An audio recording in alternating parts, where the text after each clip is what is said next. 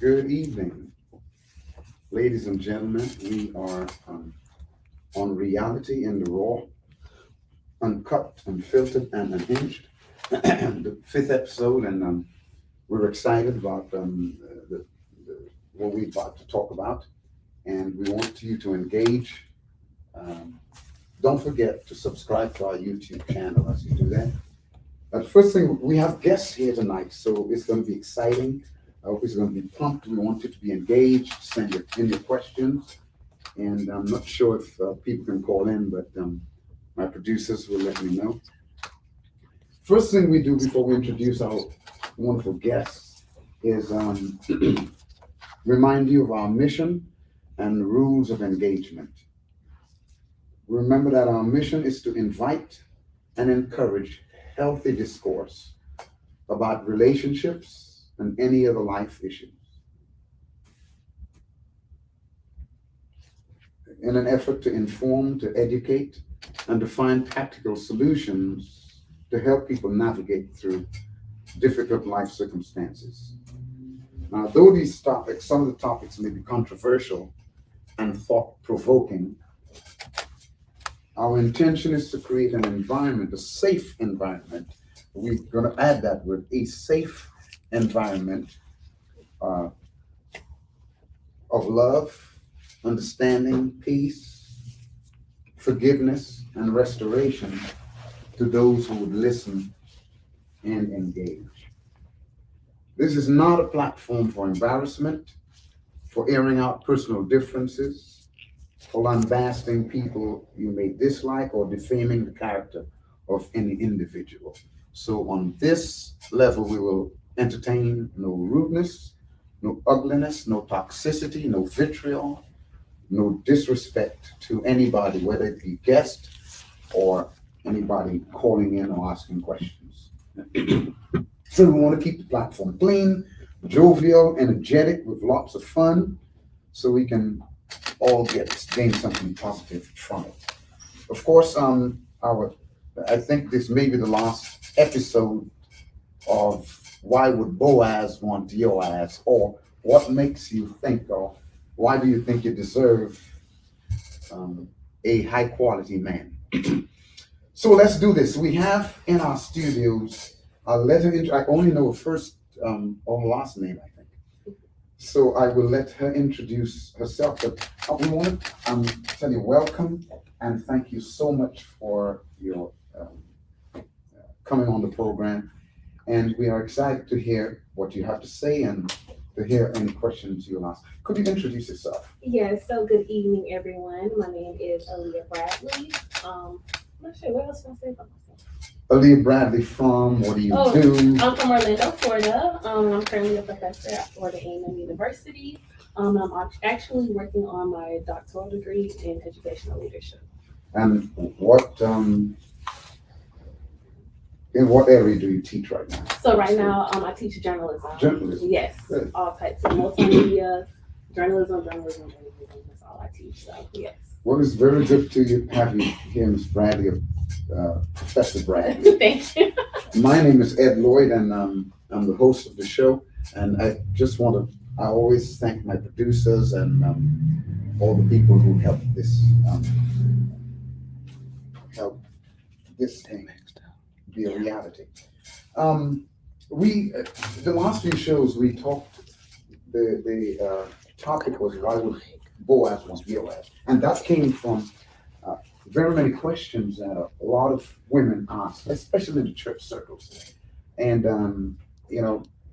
ideally, if you've studied the history of womanhood, especially in our community, you would find that the women back then were more quote unquote submissive, and they were not as educated, and they did not have the kinds of opportunities that especially millennials have today. And so they were more seen as, so humility took on a different meaning. And of course, the guys haven't changed much. And that's one of the issues. Guys haven't changed much. They still domineering. To me, a lot of them still see women in that subservient role. Right. And so there has been a shift in not only in the kind of relationships and the quality of relationships, but there's been a shift because there are so many less women, millennials, in relationships or being married. So a lot of women ask, well, why can't I have my Boaz? Right. Why can't I have a high quality man? So the question came up, well, why would Boaz want your ass? Why would Boaz want you? Why would a high quality man seek you? And so that's what we want to talk about. Well, first things first, I like to think of myself as a high value, high quality woman. You know, I feel like I have a lot to offer, but it's not always about physicality. And one thing I noticed in my generation, everything is more so like, what can you do for me financially, monetary? And I feel like, you know, as a woman, again, I say a higher value woman, I believe I look beyond that. You know, to me, I can date a guy who doesn't have as much money as me because I know that, you know, as a woman who is supposed to be there to help, you know, my partner or to serve my partner, I can help him do that to be equal too. And I feel like a lot of times women in our generation, it's just always about the money, the money, the money, the money. And that's really not my focus. I like to look within, but then I find myself looking too far to the potential versus what is actually in The front of me. reality. Exactly. And we are talking about reality, and the raw will be uncut, unfiltered, and unhinged. So let me ask you, what do you define or what do you describe as a high quality woman? You say you would like or you imagine yourself as a high quality woman. Yes. What makes that up? Why would you say you're a high quality woman? What qualifies you to think you are? Not that you're not. Exactly. Go ahead. So the way I like to think of it as, you know, it's like, what do I have to offer to women? You know, I'm able to take care of myself. You know, I have higher education, very goal focused, very goal oriented. But something else that I've noticed as I've gotten older is I am working on myself. And that's something that I had to take a step back and realize is that I keep asking God, oh, I want a man, I want a man, I want a man. But I want a man to come and help me change versus me just becoming a better version of myself. And so, you know, as time go on and I date different people and different things like that, I start noticing little things within myself that I feel like, okay, I can work on to improve. And, you know, through like prayer and everything else, I like feel like I'm at that point in life now where I'm like, okay, I've worked on myself enough to where someone can come in to the point where they're not changing me or I'm not changing myself to be with them, to suit them, exactly. So let's talk about, because I think there's a difference in the way men and women think. When women think of a man of high value, they normally think of a man making a certain amount of money, not all of them, and have some kind of status, or probably have a decent job, can take care of himself, take care of her, and take care of the kids or something like that if they have kids. So, and when women think of a high value woman, normally they think of the independence, Exactly. their ability to take care of themselves. Do they have a good job? Do they have, a good foundation? Do they have a good education? And I find that a whole lot of men, high quality men, do not necessarily look for things that the high quality woman thinks that he's looking for. I can agree with that. I often can tell me, you know, if it's a stretch, but sometimes I feel like when it comes to a high value man, a lot of times, sometimes they look for a woman that needs them. And, you know, I'm not going to say, you know, I don't necessarily need anyone because we all need somebody. But I find that as a high value woman, as I like to, you know, put myself out as, I feel like I'm very intimidating to men. I find that a lot of time it's like, well, she doesn't need me. What can I, you know, it's like a push away. And a lot of men have told me, well, it didn't work out because you didn't need me, or I knew I couldn't do anything for you. You know what I mean? And I'm just like, I need something, you know, I need something. And I just found that in the dating world, it's just a lot of men don't even come towards me because it's just like, you know, she doesn't need me. She's too independent. She's too strong. And it's like, how do you water yourself down to be like, okay, well, I do need a man, but I do find that with some high value men that I have dated, it didn't work out because it was a clash of powers. Yeah, now that's what I want to talk about, because as a a high quality man, men are very, they have predatory tendencies. They like to make the chase. Yes. Men don't like to be emasculated. You know, well, you see what just happened a few days ago on the Oscars. Yeah, that was, you know, men have egos, Right. and there are certain things women don't know they do that they almost emasculates a man unwittingly, unknowingly, and it sometimes crushes the man's ego, and so that's where men get turned off. You know, you would find a man leaves a woman who's, I mean, she has all the bells and whistles, and he goes and date a woman who has nothing with 5 children, and you're wondering, what in the world? I've asked that question to myself. Yes, and it's because high quality men, they want to make the decisions. Exactly. They want to make the decisions about who they date. They want to make the decisions. It's not that they don't like independent women, but we talk about energy and environment. Yeah. And the definition of energy to me is an emotional expression. If you come around a man who's high quality, you know, he understands an alpha male. Exactly. An alpha male doesn't want to deal with another alpha male. And so, one thing I learned about women is you can be strong, but the woman, it's not that he's not looking for strength, but a woman who's high value understands how to control that strength in terms of a support role instead of domineering role. It's almost like a leader and an assistant leader. Right. And I've served a whole lot of people in assistant roles, and I might have been more powerful than them, but I knew how to hone my energy, own it, and restructure and organize it so it can be a support to the person who is leading me. Right. And I think that's where it is. Is yes, you have the strength. The woman has the education. She has the power. But does she understand when, where, and how to deal with it and hone it and direct it and control it so it doesn't appear as a clash? And so as you're talking, I'm like reflecting on myself, and I'm like, I haven't learned how to control that power. You know, I have to be honest with myself. I haven't learned how to control that power. And I think back to like my childhood. I come from a lineage of women who my entire family, but we deal with love issues. And I feel like that was provoked onto me from my mother. My mother always told me, you don't need a man, you don't need a man, you don't need a man.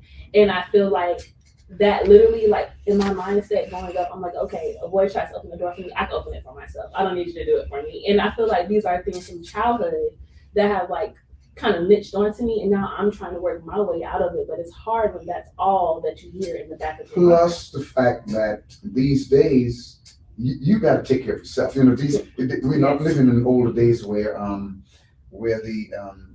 your dad, the man, or somebody took care of you. You have to take care of yourself. You gotta, especially when you go off somewhere to school. Exactly. But I think women need mentoring, and I think I happen to be pastor of church, and my wife is strong. Man, when I met her, she was so independent. I thought, I don't know what's going to happen. Right. But the problem is, men don't want a woman with a penis. And so we have to learn through mentoring how to cut that penis off. You're still strong. When I say that, I just mean learn how to deal with that energy. Exactly. And so you got to learn how to deal with that energy. And I think a lot of women need to be mentored. One of the basis for this, the information I use is the book of Ruth, where Ruth hung out with Naomi. Right. And a lot of women, like you say, you grew up, take care of yourself, don't ask a man for anything. You need to, when you grow up like that and that's all that's in your head, as a person thinks that's who they are. And so I think we in our community need to learn how to follow females who understand, who are powerful, but understand how to utilize that energy to be a help and not to be a hindrance. Because a lot of times I find women have all the bells and whistles, all they need, but because of these habits, these little habits they grew up with, Yes. and who they associate with. You associate with strong women, you associate with people who go in somewhere. And a lot of these people are single. Yes. And so I think in our community, we need a kind of therapy, community therapy, I call it, where we need to follow women who understand they're strong, but they understand how to utilize that strength in a support role rather than a lead role. Because when you go to work, a lot of women are in a lead role. So when you come home, it's the downsizing is hard. Exactly. It's very, very hard. And even speaking of birds of a feather flock together. When I sit and think about my entire friend group, all alpha women, all master's degrees, doctors, but we're all single. And it's just like, it's a power thing because even when we all get into one room, Okay. it's just like who's gonna lead, and it's like we're all leaders. But then I was talking to one of my girlfriends last night, and I'm like, we're all single, but we have so much to offer. Like I feel like all of my friends, we could just go to have a wedding tomorrow. We should just get the ring automatically. But the thing is, single women keep women single. I'm not gonna argue with that one. And so what one has to do is, I normally say our quality of life depends on about three things. Number one, who we associate with. Number two, who we hang out with. And number three, who we allow to influence us. And so for a woman who is looking for a Boaz, you have to do the hard job of separating yourself and finding a different group. Not cutting off people, Right. but finding a different group of women who are strong, who can identify with some of your values, but who understands how to use this power in support role. And so many women fail that test. And my daughter, she was strong. She was a daddy's girl. And when looking for a mate, she had to kind of not separate from her dad, but she had to relax on a association with me and hang with her mom. So she's still strong, but she understands how to use her strength to lift the man up and not emasculate him. And I think in our community, we need more mentors who can do that. And we need more women who understand what time and season you are. Because a lot of females you hang out with probably not interested in moving into a relationship, into a serious relationship. So you got to look at your associations, look at who you hang out with, and really, it's not who you hang out with, but how long you hang out with. If you're always with the same girls who are always single, then you're always going to be with the same girl and always single. So you got to watch your associations, look at who is already where you're going. And that's the issue. We don't associate and hang out with the people who are already where we are going. And I think that could solve a lot of the question, why would Boaz want your ass? If you're on the program and you have questions, please chime in, go to our YouTube channel and write your questions and we'll get them and answer them. What do you think about what I just said about the associations? So with association, and that's just something we're automatically taught because, coming up in college is always like surround yourself around the like-minded people, the people who can push you to where you want to go. But then sometimes you get so jaded when it comes to looking to the person that is already where you want to be. Because sometimes we find that jealousy builds up. It's like, well, she's already there. Why can't I get there faster? And you start questioning yourself and wondering, like, how do I get there quicker? But one thing that I have to tell myself is no one's path is the same. No one's lane is the same. And so oftentimes I find myself, well, if that worked for her, that's going to work for me because it worked for her, but I'm not her. You know what I mean? And so that's just something that I think very, very prevalent when it comes to that. But I do have a question for you. Yes. So I know you did mention, that your daughter, she's a daddy's girl, very strong, independent, and kind of helped her balance. Yes. Do you feel like the lack of a female having a father plays a role into her financial balance? Not having a father? Yes. It can, but I have to rely on, I'll tell you the truth. God puts the solitary in families. And a lot of times we're looking for a physical family, natural family. And we have communities, we have community groups, we have churches. But you're looking at the churches, and the young women are still hanging out with the single young women. They don't follow the older women. Right. I mean, they may go to a women's meeting, but after the women's meeting, they congregate and associate amongst themselves to perpetuate the very thing they know. Right. So there's a certain age now where if you don't have a dad to push you, there's a certain age. God puts a mentor in your life. Right. Either a woman, it doesn't have to be a man.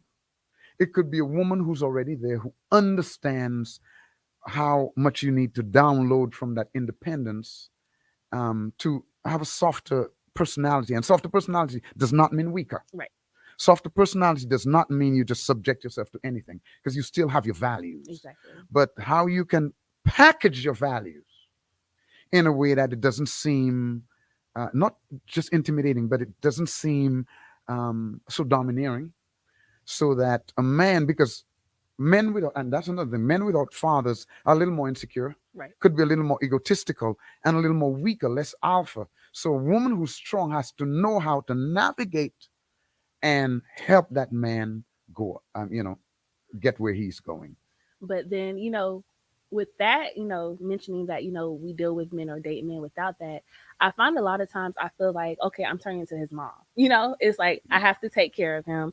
I have to help him set this appointment. He doesn't know how to do this. He doesn't know how to do that. And it's like I find myself giving, giving, giving, giving, and then you still leave me. He's not, but a man, that's why you need mentors. A man like that is not a Boaz. A man like that would be a, somebody give me a term. That would be a Noaz. And so you have to know what your value is, and you don't, getting together required shared values. Right. And if a person doesn't share your values, like if he's not a man, he has to be mentored to, and he has to grow. If you're going to be his mother, then you need to have your own child. Because a lot of women, and I said that it's right, the women don't have to settle. However, you have to afford what you can handle. And probably, patience goes a long way. It does. Don't just pick up a cockroach and you know you don't want a cockroach. Right. So but I think a lot of it is mentoring, because my daughter, for instance, had to go through a lot of mentoring, a lot of tears. She had to be told, don't go to the mall with daddy because daddy's going to buy you tennis shoes. Right. And jogging suits. Right. So she would not do that, obviously, but come, on the side and get me to. She's laughing, but she's my social media director. But it's putting yourself in a place where you can be mentored. For instance, you're trying to get your PhD. Yes. You shouldn't be hanging out with a whole lot of people trying to get their GED or trying to get their bachelor's degrees. You want to start to you mature. You want to start to get to know professors and hang out with professors and hang out with people where you're going, because Yes. these people can pull you up Exactly. more than the people below you can push you up. And so as an intelligent woman, you gotta be able to, and you seem like you have a good head on your shoulders. I haven't tested the head yet, but because they told me be very kind, and I'm kind.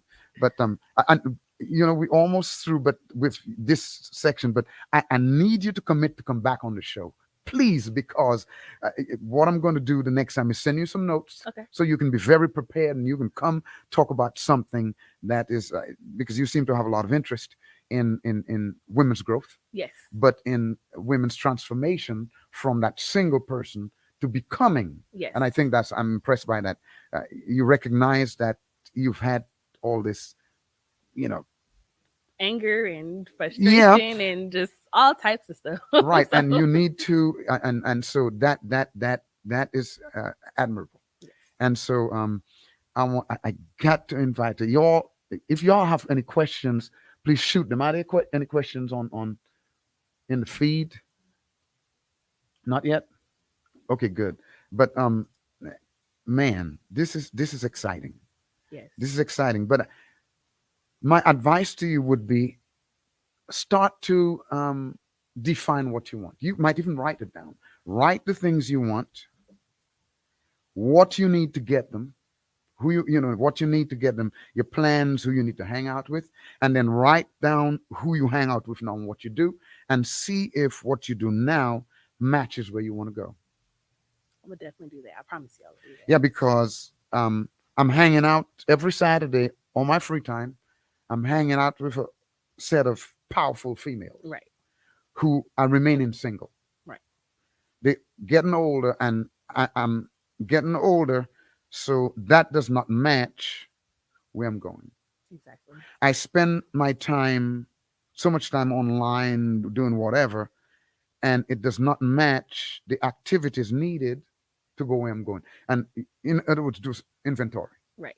And then you can begin to make small changes and celebrate these changes in time. I would definitely, definitely do that. Mr. Bradley,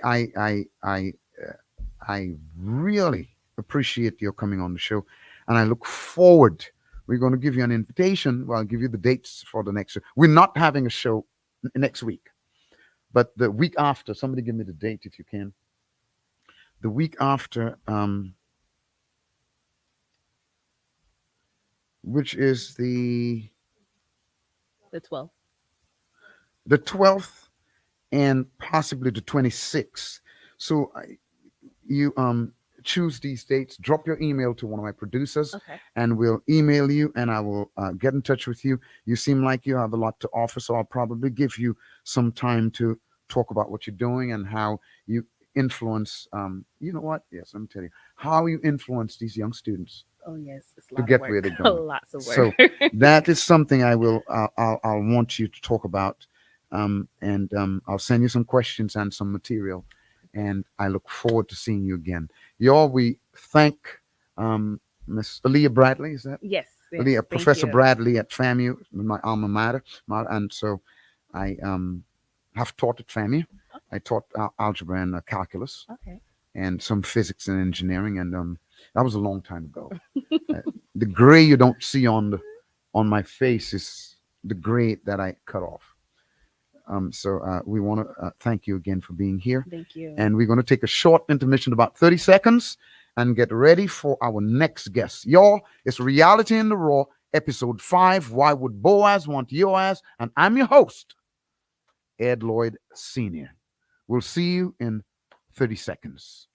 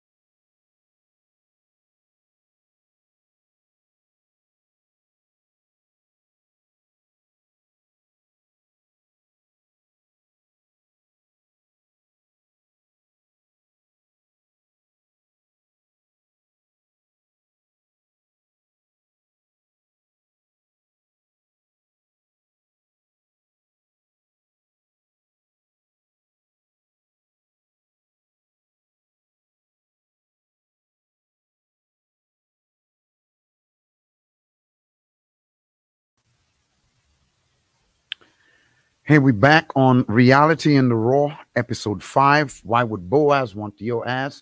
I'm your host, Ed Lloyd Sr., and we just had Miss Leah Bradley on our the first part of the program, who is a professor at FAMU. And I want to tell you guys something. I know we guys, have had the misfortune of growing up, a lot of us in homes where we don't have a strong father. And so we get intimidated a little bit when we find what we call strong women. And, and our insecurities show, and our egos and insecurities don't do well. But some of these women, they're just who they are. Just like we understand our background, how we grew up, we've got to understand these women and the trouble they go through growing up. And I think it's good. I think one of the points I got from what she was saying, and I pulled out, is before you judge somebody, you got to take time to know them, their background. And we need to be a little more forgiving of people and understanding where they come from and learning to accept them as they are instead of judging them as we see them. And so we want to thank Aaliyah again for coming here. She was a very good uh, uh, um, guest, and we invited her back in the show because she has a lot to offer. On the second part of the program, we have Miss Arien Miller. And what I'm going to do, I'm going to let her introduce herself. Mhm. Um, she's going to tell you who she is, and then we're going to answer a question that was asked by Patricia Joseph.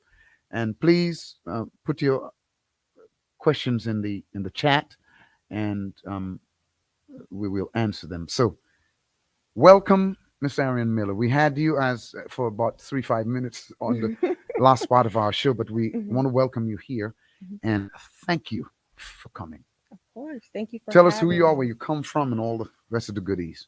So, my name is Arien Miller, and I'm from Miramar, Florida, and I am a financial advisor. I work in wealth management. Good. Mhm.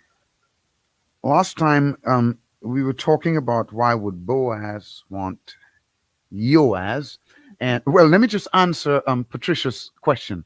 Can you expand on a high quality man? I think from other platforms, people think a high quality man is a wealthy man. Um, I want to sort of be a little philosophical with that question because, and don't mind if I get a little philosophical, but to say a high quality man is a wealthy man would mean that a man is low quality till he starts making money. I've got a problem with that because a man does not become high quality when he makes money.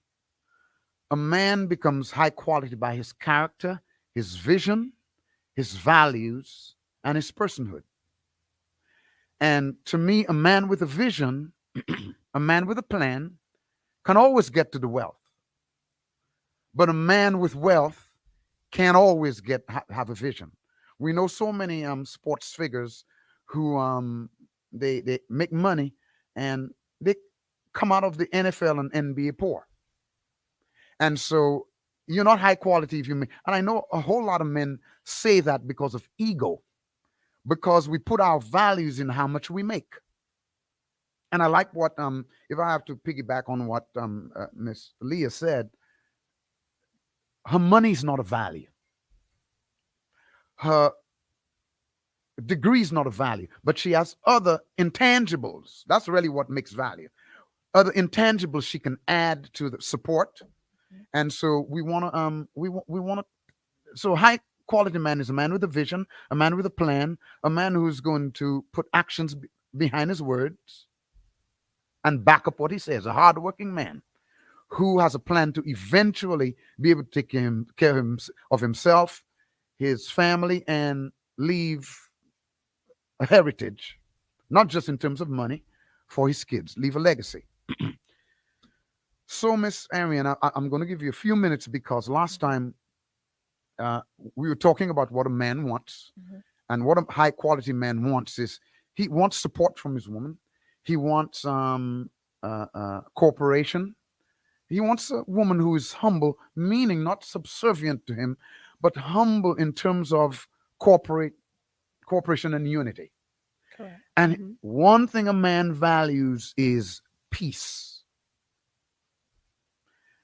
Uh, a man will leave a wealthy woman making all sorts of money, single, independent, looking good, and hang out and marry a woman. I had to keep the adjectives with 5 children if he can find peace. Correct. And I know I told you before the show I was going to discuss that, but one of the most important things for a high quality and high value man is his peace. Mhm. And last time we talked about safe places, creating a safe place or a place of peace.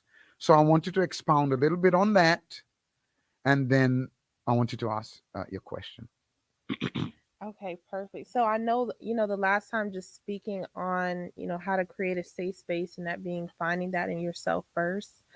So now you create the temperature in the room around you and you talk about the people who are around you, they should reflect who you are. And so that's friendships, relationships, mentors, all of those different things. And so when you become a safe space, more people will want to be around you as well because they're like, something about her is different. Like her energy is different. How does Hmm. a person create a safe space within themselves? It's a lot of self work, a lot of self reflection, and again the desire to do it because it's not the most fun thing to do. So it's going to take a lot of actual time to sit down with yourself and kind of pull out all the parts of yourself that is not the most pleasant or the memories that are not the most pleasant, and kind of start sorting those things out to provide inner peace for yourself. Basically, taking, first of all, if you want Hmm. inner peace, you first must take responsibility for stuff that, even Hmm. when stuff happens to you that you didn't cause, Hmm. you gotta go in and take responsible for your part of it, Definitely. and Hmm. understand that it's the past. You have to Correct. learn to Hmm. forget. Hmm. I was driving, I was thinking of the safe places, the conversation we had, and a whole lot of us in our community don't know how to forget. Hmm. Forgiveness becomes something religious Right. instead of something ultimately personal Hmm. that heals within. Hmm. And so I think if you don't do that, you're going to blame everybody else for your faults, Right. and then you'll never be that safe place. Right. And that's the thing, more of the approach that life happens for us, not to us. And Right. so when people Say that again, please. so that life happens for us, not to Say us. that again. I'll tell you why I'm asking you to say it Okay. again.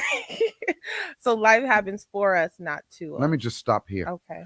That is what will determine whether you go around. Now, can I be just raw? Hmm. That's what will determine whether you're going to go around with a victim mentality, Hmm. or you're going around owning who you are, owning your experience, and being able to overcome it. If you have a victim mentality, you will never be able to overcome your issues. If you think it just happened to you, poor old me, you will go around in circles Hmm. and will never be able to overcome, and will be blaming this guy, this person, when the common thread is you. Right. But if life happens for you, Hmm. I don't want to do this, but if life happens for you, then it means that that's where that all things work together for good comes. Correct. That's where you Hmm. can actually have joy in circumstances. And people always ask Hmm. me, how do you go through so much and you're still smiling, you still have a positive mindset? Because whatever comes in is an opportunity. Hmm. So when trial comes in, it's an opportunity to show the trial who I am. Hmm. And so this is one of the most important, this is one of the best phrases I've ever heard from you. That life happens for us, not to us. Right. Okay, go. That could preach right there. I think I'm going to use that as a title, probably this Sunday morning. Life happens Hmm. for you, not to you. Hmm. And just switching to Romans 8:28. For all things work together for good. To them who are the called according to purposeful people understand that everything that happens is for a purpose. Right. That's God whether does good or bad. well, no, it's always good Right. because all things work together for good. And so what people Mhm. do is they take this ingredient that's sour and they focus on that ingredient looking for the sweet. No, they all work together because the most bitter ingredient is what defines the cake or is what defines the meal. If you take water and sugar and you just put it in the thing, it's bland. You got to add some lemon, something tangy, or something bitter or sour. That's what defines what the so trials define you. Right. So they happen for you and not to you. I'm not going to preach anymore. I just give you so if you can come church on Sunday morning and get the rest of this. But this woke me up a little bit. Yeah, go ahead. I'm sorry. Okay. I don't remember where I was. You were talking about creating safe spaces Right. and on evaluating everything inside of you and Right, right. So, once you do that within yourself, then the people around you will reflect that same, type of environment, that same type of energy. Your friends will reflect that, your mentors, so everybody who comes into your life. And so, then now you're forced to push forward because now the people around you probably will most likely surpass where you are already. And so they might, come and tell you, hey, to take you to the next level, this is what you need to do. Right. And sometimes I know for me, I didn't want to hear that. Maybe not the first time, not the second time, but when it's coming from a good place and they're just trying to see you in a better position, that's how you continue to push forward past even where you can go just by yourself. And one thing I have to say also with what you're saying and with the previous conversation, if you're going to grow, you have to be uncomfortable. Which means if you settle in a place where everybody around you experience that sameness and there's no uncomfortableness, it probably means you're not growing where you want to go. Right. So if you're going to grow where you want to go, your mentoring, your teaching, and everything, it's got to make you uncomfortable. Why? Because you're being pushed or pulled to a place you've never been. And that's what brings change. My question to you is, why would Boaz want your ass? If not now, later. That's a great question. Pastor, I don't like talking about myself, but Well, that's now, let me and that's good. If you're gonna own you, uh you're gonna have to be able to. People. One thing I find about people, they advertise everybody else but themselves. You don't have to push yourself, but man, when you get an opportunity to advertise you, that's a word. you got to take it because the best person I can advertise is me. And I'm not saying, we shouldn't push ourselves in places where we don't fit. But if a person asks you to give, the elevator speech, give few words about yourself, should be able to tell me why would Boaz want your eyes. That's what our previous guest was doing. She says, well, I'm a strong woman. I'm pretty well educated. And it's not the education. It's the fact that she knew she was going higher somewhere. She was pushing forward. So that's why she thinks that Boaz would want her. Why would Boaz want your ass? Okay. I would say, I'm very peaceful. Healthy communication is something that I learn and just continue to grow in. Very nurturing. I have a vision of, of my own, but also like to help other people amplify their vision as well. Supportive. Yes. Yes. Okay. Correct. Um, Are you feisty? I can be sometimes. I don't want to lie to you. No, you good. I would like to. I feel like depending on the situation I'm in, if I'm put in that type of situation, but that's You not can handle yourself. the type of man that I'm trying to get to put me in that type of situation. Okay, I see. Correct. Because your very energy, or I call energy, what we call energy and vibe is our emotional expression. And the first type of emotional expression is the one people can sense without you speaking. Right. So when you walk in a room, there's emotional expression, there's aura, there's who you are. I mean, it speaks. Right. And so you have to be able to, talking about safe spaces, you have to be able to reflect that, Hmm. to be able to create Right. that, in an environment. Okay, you had a question for me. Yes. So I have, a few. And so I know some people are talking about the alpha female narrative, but I feel like that kind of works against us in a way. And so I wanted to Yeah, kind of because I said that a man don't want to have to deal with another man or a right. woman with a penis. You got to put that penis down if you want to a relationship. Hmm. Right. So how can women shift from being strong women to amplified women? You don't have to not be strong. Hmm. I find that I wish my dear would have come because she wanted to talk. She said she wanted to address why Boaz want my ass. I didn't say Hmm. it, she said it. So, but I don't think she's ready, and we don't have another mic. But one of the things I find is you don't have to change from being strong because your strength has defined you where you are right now, Hmm. and it has made you aware, independent, be able to fend for yourself. You don't have to change that. What you have to change is the packaging. How do you utilize that strength? Hmm. Because when you by yourself, you cannot just be weak, because when you by yourself, you got to fend by yourself, for yourself if you're single. But once you start to get into a relationship, your strength has to, it could be even in relationships where our leaders, I'm a strong leader, but when I get in the presence of leaders, I have to back a little bit, because now I have to give opportunity for the strengths to speak so that Right. I'll become stronger. And so when you begin to have a relationship, you have to pull back and know what what strength is needed, what part of your strength is needed as support, Hmm. what part of your strength is needed as a leading role. I give you an example. A lot of women in our community, they know how to budget and deal with money, Hmm. whereas men, millennial men, most don't know how. So in a relationship, you have to know, well, if I'm dealing with finances better, what I can do is utilize that strength to help in that area, but as a support. You have to know Hmm. how to do it, because uh, if you are domineering, the man feels emasculated, it's going to be trouble.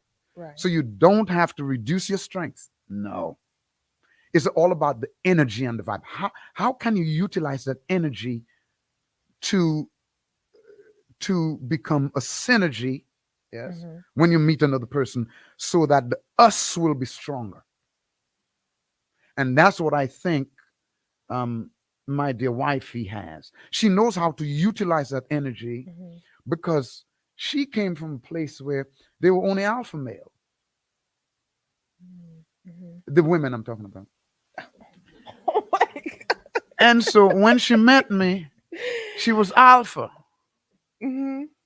and I'm alpha squared.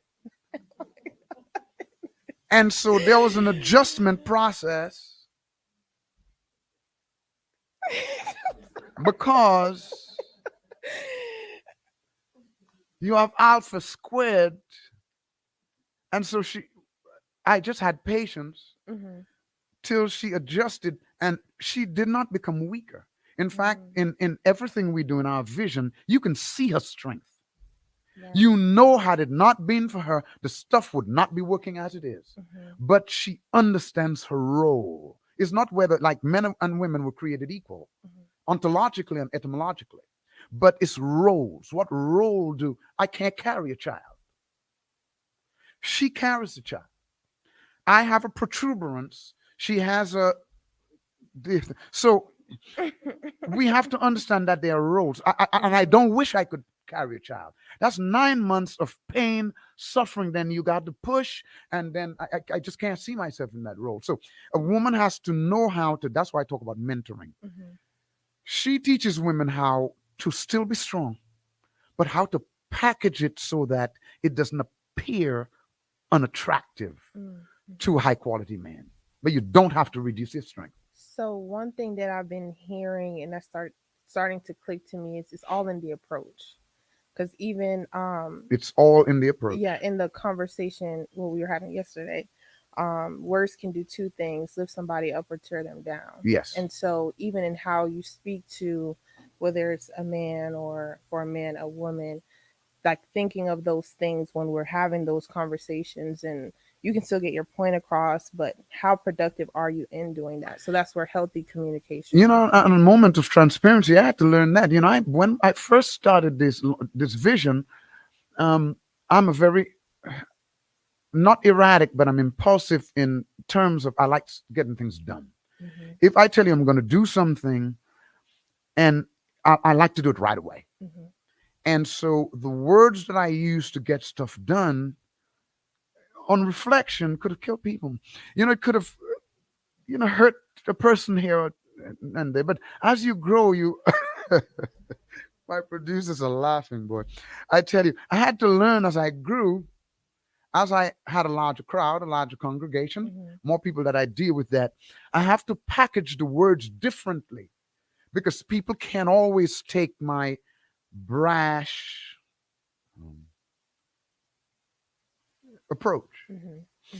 And even when I think I'm the softest, I still see people bleeding. So I'm like, how soft do you have to get? And one of my mentors told me, and if he's listening, he's gonna know who. He taught me this, you when you walk into a room, you're already intimidating. You can be soft. They already know who you are. They respect you. They know you know nonsense. You don't have to raise your voice. That's too much extra. They'll probably all run away. So we have to learn, and I'm still learning that words can mean, we speak what we mean, but how others take it Hmm. becomes is something we have to be very aware of. We have a question. Can I just Yeah. Mhm. um from Princess Thompson? What advice do you have for women who have self-esteem and confidence issues and are lacking or struggling with understanding the value of self-worth? Number one, don't try to get into a relationship, because when you get into a relationship, if you sell yourself at five at a nickel, that's how the man's going to receive you.